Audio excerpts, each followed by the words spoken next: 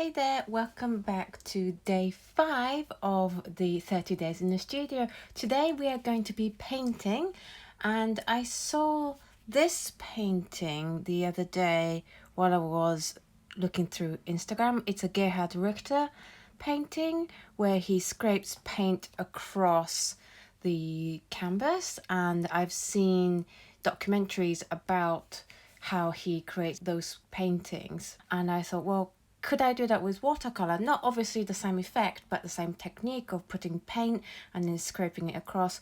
We know we can do it because I covered that in the techniques video, which I will link up here for you. But can we actually make a painting out of just that technique?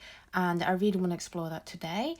I have a feeling it might be a multiple day event as the idea develops, but because I've not done anything like that of just making a painting from one technique, today is a bit of a play, see how it goes. I'm not going to come out with masterpieces. It's just a exploratory day today. So I hope you want to come on that journey with me.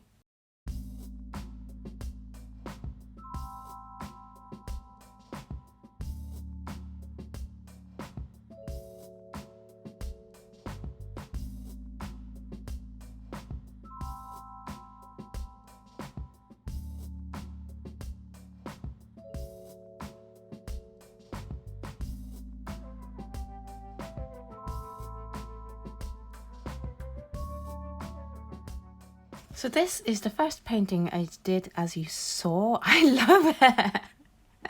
I didn't think I was gonna love my first piece as much as I am. What I'm really liking is it mimics the way acrylic work when you layer acrylic on top of each other. So if you see here, I did the blue first and then the pink later, but it has this scrapiness that acrylic painting has that we don't often see that much in watercolor. I love how the colors layer. I try to get some places where complementary colors overlap each other, so we get some neutrals to offset the really bright colors as well. I'm really liking this. I shouldn't like my first piece so much. Okay, I'm gonna do another one. This time I'm only gonna do it one side rather than going both sides and see how that goes.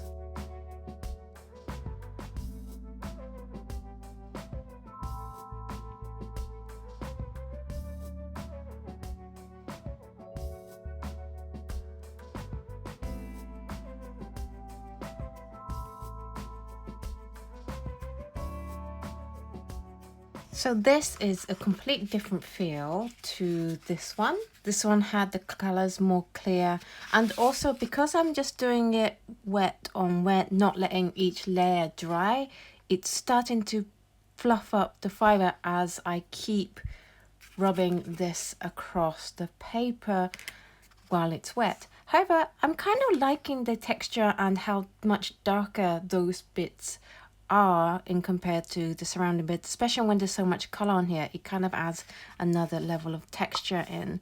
I really love how some of the colors have blended up here, but I think it's too busy. I think there's too many colors, and also we don't get to finish this end. So I don't know if I need to cheat a little bit and add more colors from the middle of the painting and scrape some more if I am to fill the painting. But I also like the white light coming through on this side as well. So I have another idea I want to do, so I'm going to try that next.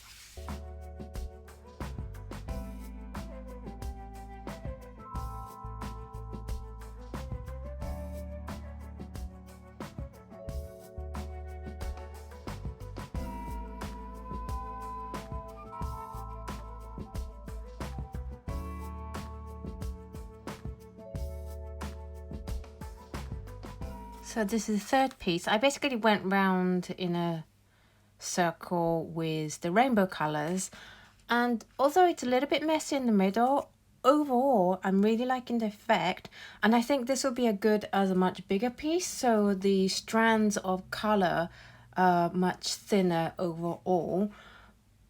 But I also like how much color there is on this piece.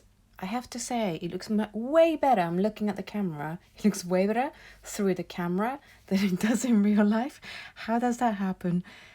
But I do still really like all the concentration of color around the edge. So that's definitely another idea I would like to explore in the future.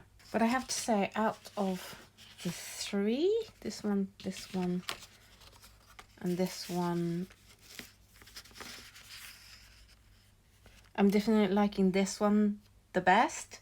I like the fact that the colors are nicely separated. You can see individual colors as well as where it mixes, and I like the amount of white you can get in there, as well as all the what I would call like scrape marks of colors that are happening on top of each other.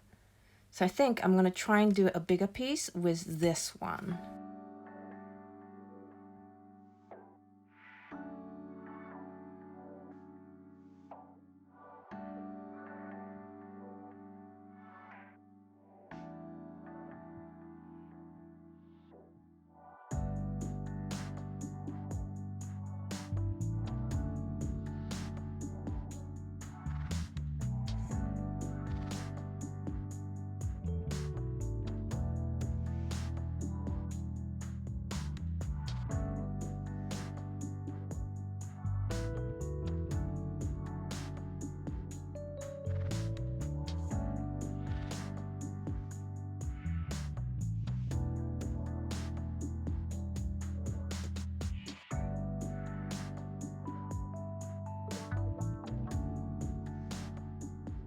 So that's the two largest studies done.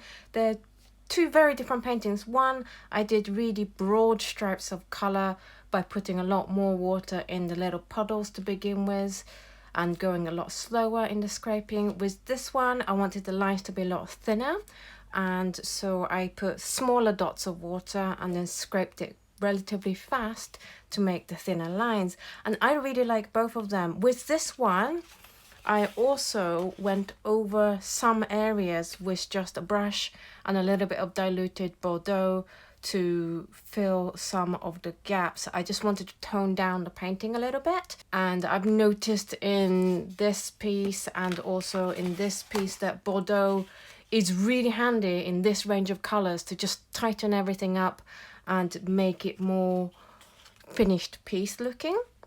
I think this painting is this way up, and it's quite nice because this side looks like land in some Scottish highland, and this side is the sun setting on the land, and I really like it. So I do feel like this technique is something that's totally worth experimenting with a lot more.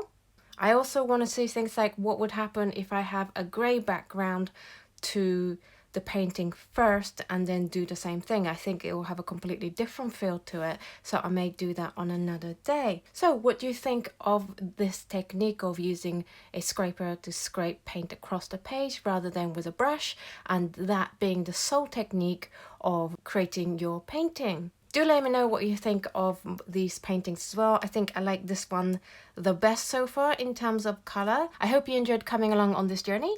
Thank you so much for watching, and I will see you in the next video. Bye!